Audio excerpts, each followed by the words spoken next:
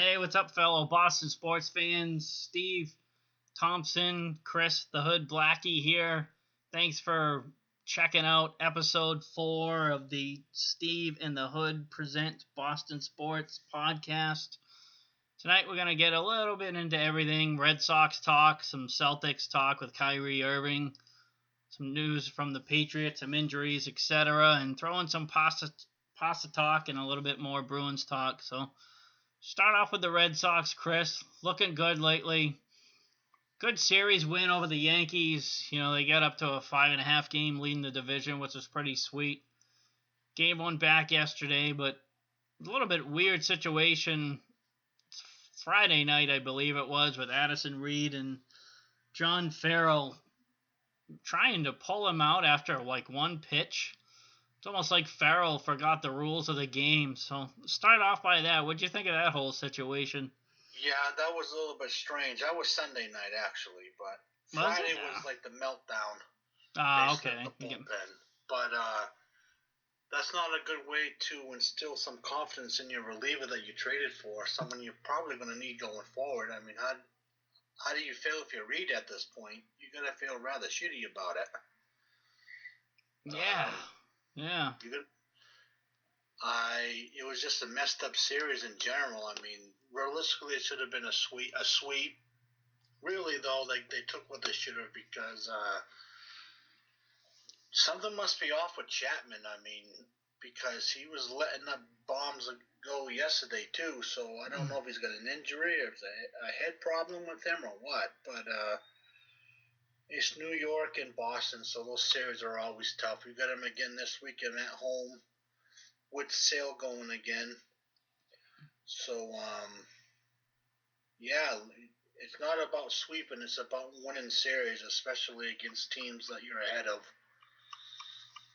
Yep. Anytime you can pick up a game or so in a series, it's a good point. Just winning series, I think we all kind of, hey, let's go for the sweep type of attitude.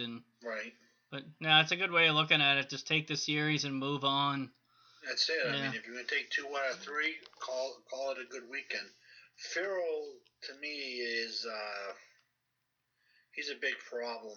There's just something about him that's always rubbed me the wrong way.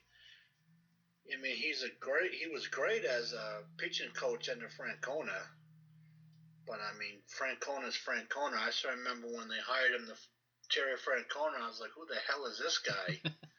And then he just starts going off, winning titles, and nothing but good things to say about him. And then Farrell comes along after his stint in Toronto, and you're like, okay, well, there's some type of familiarity there.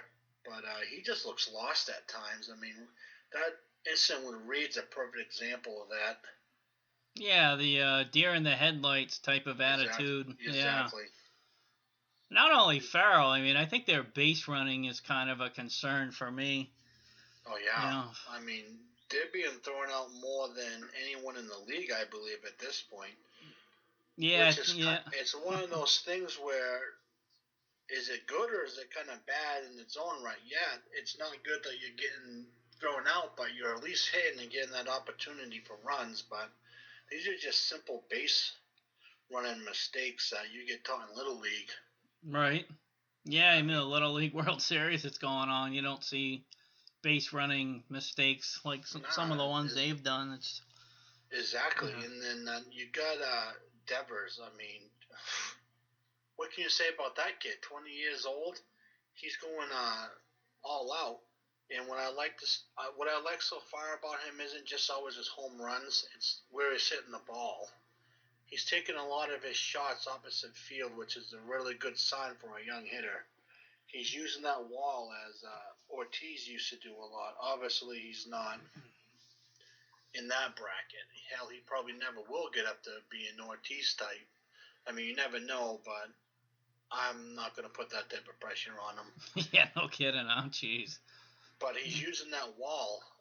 Ortiz, Yaz, they all did that. I mean, Yaz was fanatical about that wall. I mean, you hear stories of him sitting in the stands with binoculars as they're sitting there painting the wall because he was just so damn obsessed with that wall. Yeah, he used to It's pepper it. crazy. And they have the whole situation with that 67 team tonight, and I threw it out there before, not in the group, but on Twitter. What team was more significant to the Sox organization, 67 or 04? It's a tough, question because 04 ended the curse, but 67 brought baseball back to Boston. Prior to that, there was empty stadiums, ticket sales were down. They had that year where they almost won, probably should have won realistically speaking, but didn't, and it brought baseball back to Boston. Yeah, that is a tough one.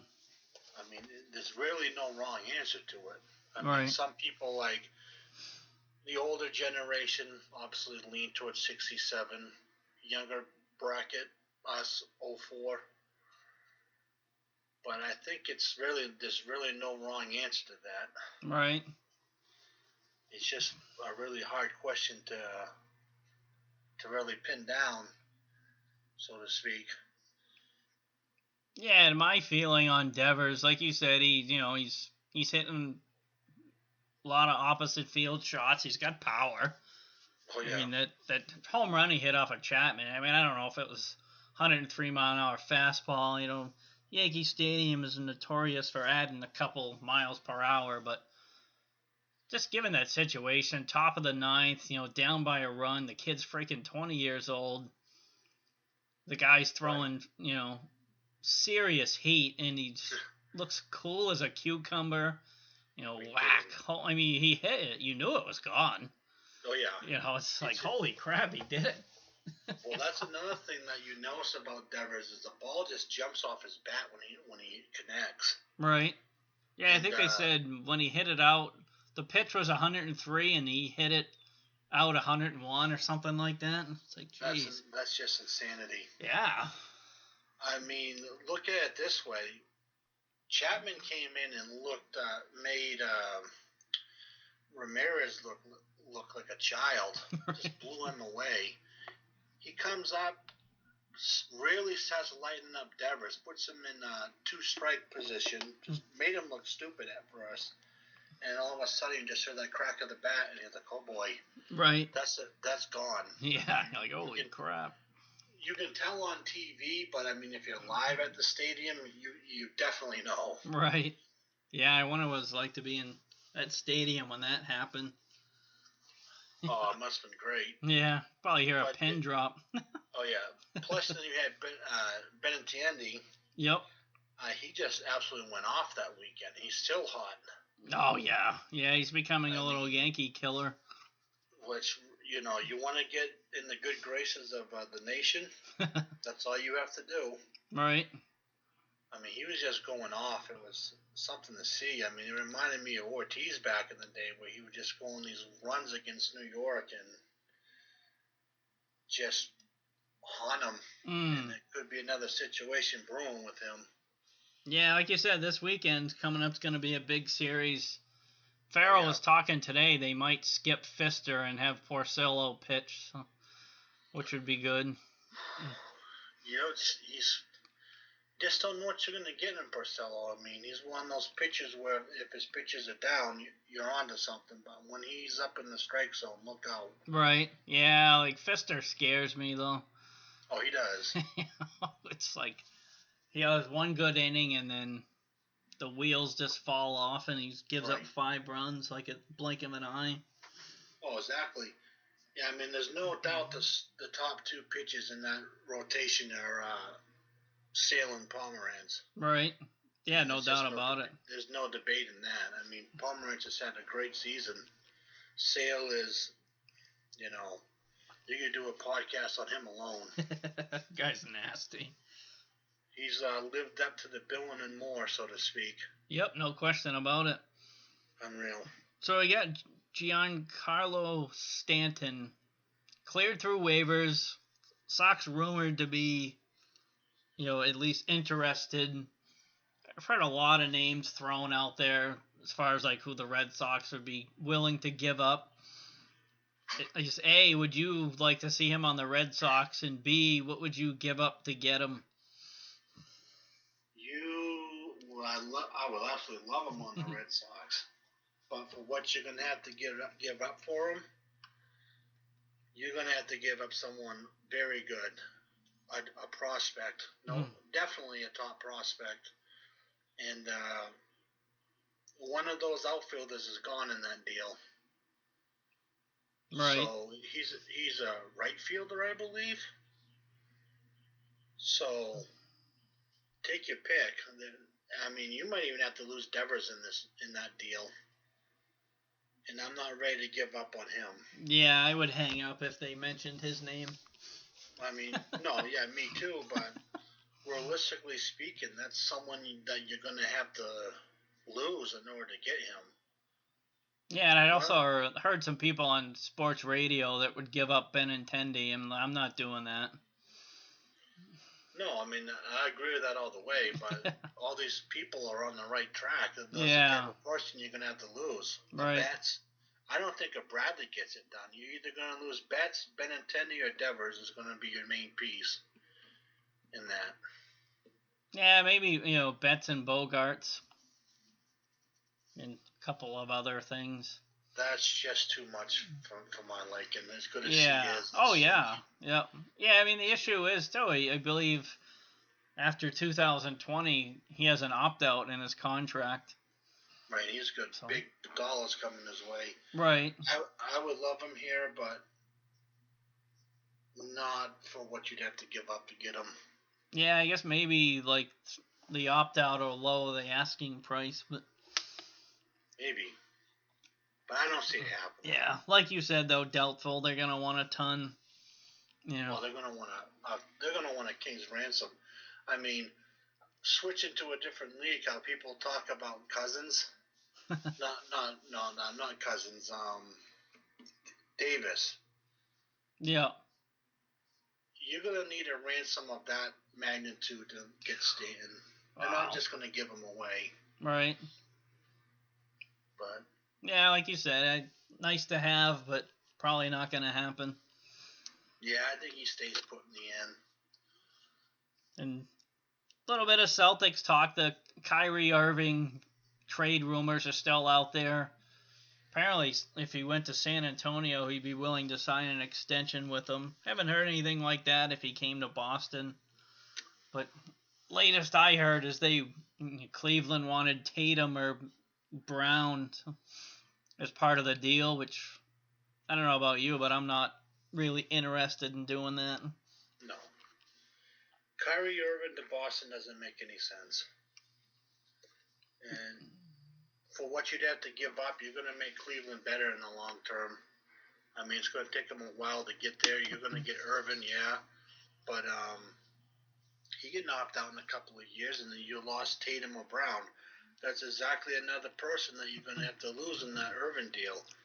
Thomas, Crowder, and take your pick, Brown or Tatum. Uh-huh. That's realistically what they're looking at. Yep. And like the Brooklyn pick or LA pick. That's a lot. Why would the Celtics do that? They're already close. Every report that's come out today, LeBron's gone after this year. Yeah, I think it's the Irving to Boston thing's just more of a media creation. I don't even really think Ainge has considered it, to be honest. Supposedly they've spoken, but nothing official. Right, no offer. Yeah. Yeah, I don't think they've offered anything, and probably just doing his due diligence. I wouldn't look anything into that at all. Right. Oh no, me either. When it comes down to it, Ainge has worked his butt off to get all the assets, draft all the young guys, and just seems like totally something opposite that he would do. Right. To do it now. I mean, with the way next year's draft is looking at the moment, if you can get the 1 and 2, you're going to be set up for 10 plus years with that lineup as is. Yeah, Bagley going to Duke. Yeah, well, that's another discussion for another time. But he's a top. He'll be at the Exactly. You know. I mean, and you got Porter and a few of the other boys. Yeah. Wow. Yeah, the top of that draft could be stacked. So. Oh yeah. Let's just hope Brooklyn continues to suck next year. I'm almost wondering if you're going to have a Tankapalooza across the league with a lot of people knowing how good those draft picks are going to be. It's definitely. I mean, there's supposed to be like 4 legitimate game changers, organizational game changers next year. Right. So, if the Celtics land 2 of them, you already have Brown already, he's getting better. Tatum looks to be on course to doing his thing. Right. You got Hayward. I mean, you're set up. Nice. You got some young talent, Zizek and Panda. A dancing bear, right? That's what they call him. Panda. That's a whole other entity in itself. But, yeah, the future is looking bright for them, for sure. Yep, so just to recap, Irving's not coming to Boston, so moving on, Patriots camp, they had some joint practices with the Texans the last couple of days, so that's always interesting. They're playing them Saturday night in a preseason game, and then we're playing them in week 3 of the regular season. So week 3 will be a good test for them. That you remember how that defense kind of ate them alive in the first half of the divisional games. Oh yeah, they're not a team to sleep on defensively. No, Clowney's good.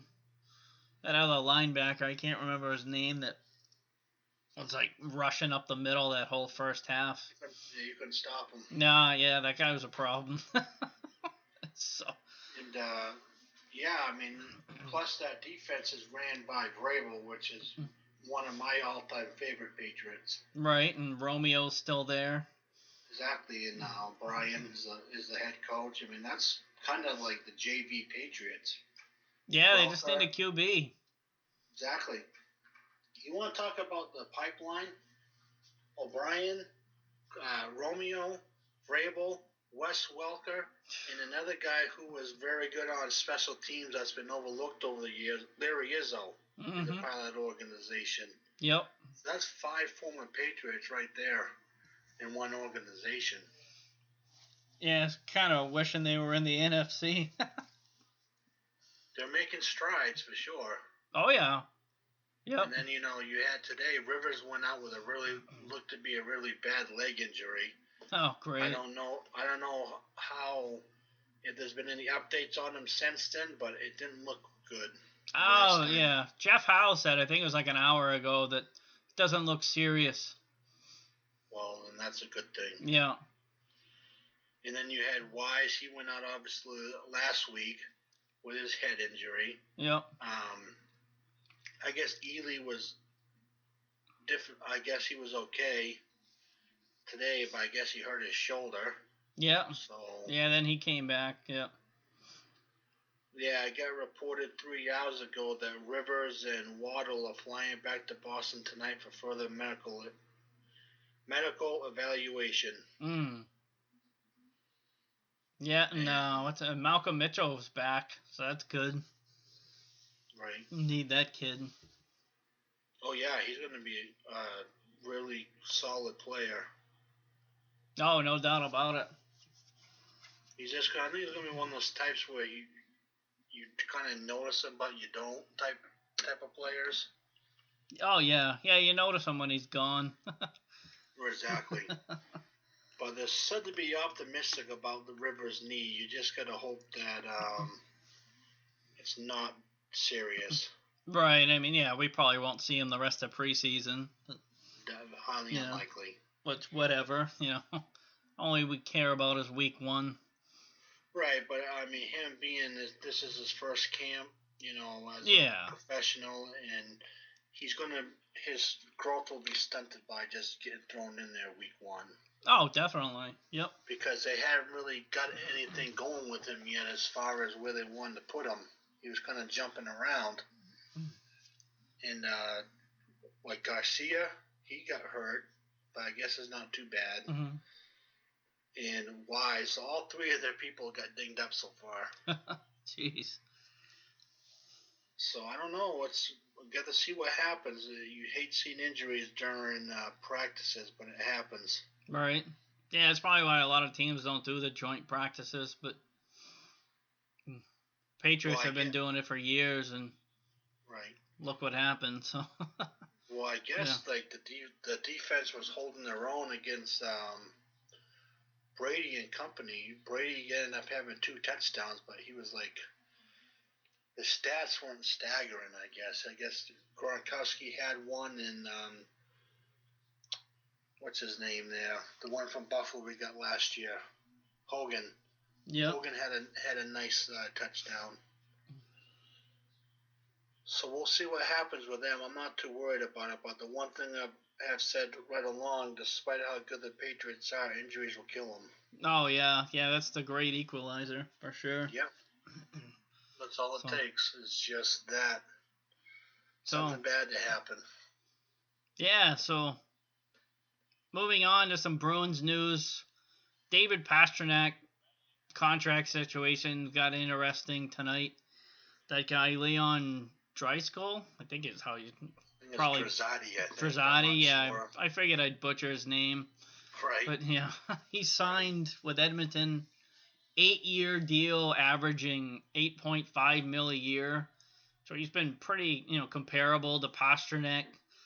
The Bruins supposedly were offering Pastrnak about $6 a year, so the price probably just went up if they want to keep him long term. And I just don't have a good feeling about Jacobs and company throwing out that kind of money to him. No, me neither. I've been saying for a while now that I think in the end you're going to see a bridge deal, which isn't going to be good for either side. Because say you give him a 2-year deal, you're going to have him, McAvoy, and JFK will be restricted free agents in 2020.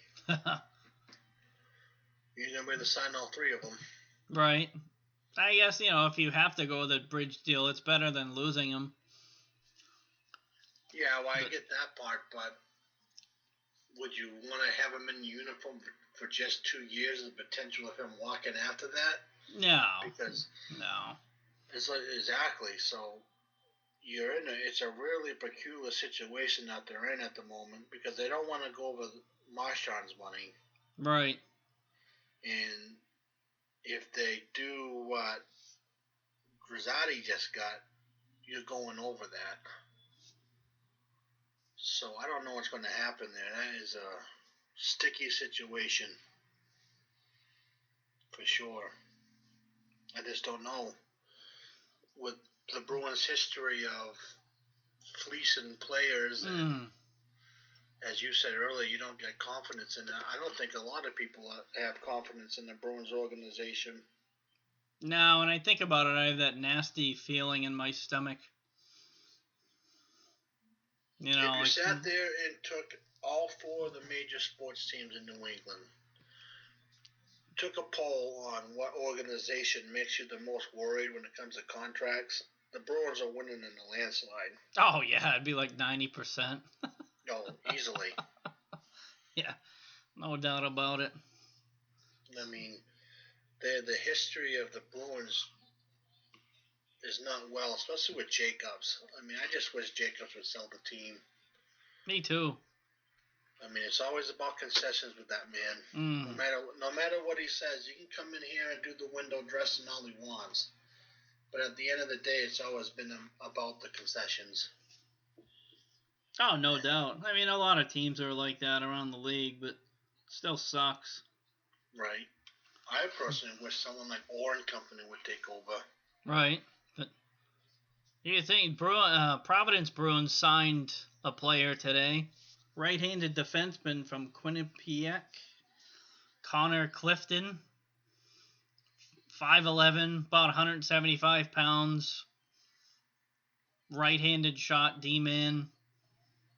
I'm not really familiar with him.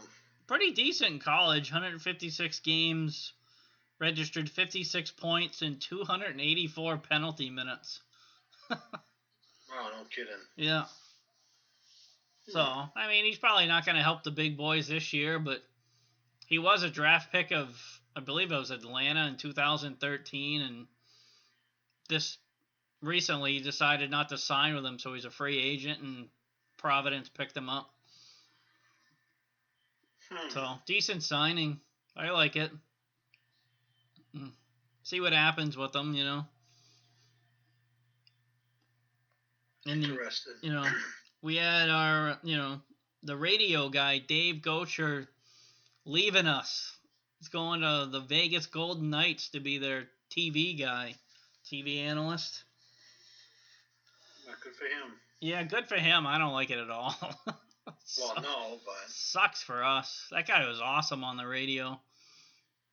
Yeah, you just hear it over and over that game winning announcement with Bergeron against Toronto in overtime. Oh yeah, yep. And then obviously the cop. Yeah, get the duck boats ready. Yeah. Yeah. Yeah, he was good. Like we talked off air. We was talking here about it. Too bad, you know what you said. He didn't take over Edwards' spot. Yeah, just get rid of Jack Edwards, slide him right in there. I mean, personally, I miss Cusick and Sanderson myself. Right. That's also not going to happen. I know I'll probably date myself a little bit on that one, but yeah, I don't know. I just wished. I think if Edwards' time is over, I would have liked to see the change, but obviously it wasn't in the cards. Hopefully, for Dave, it works out good for him. He said he was still going to stay around Boston and stuff, so like I said, good luck to him. So is there any rumor to who's going to be taking over, or is it too early at this point?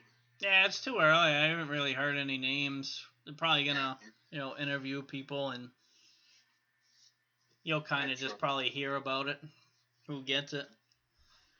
I wonder who's going to be taking over. Who's the top person? Right. Hard to say. Yeah, it definitely is hard to say. But I don't know. We'll see what happens. That's getting closer and closer to happening, too, the NHL season. Right. Yeah. So everything will be here before everyone knows it. Yeah, I can't wait. It's a fun time of year around here when everything starts ramping up again. Right. For sure. That's pretty much all I got for tonight. You got anything else? That's everything. Cool. So intro, outro music is by Kevin MacLeod, so go check him out. You can find us on Facebook at Die Hard Boston Sports Fans.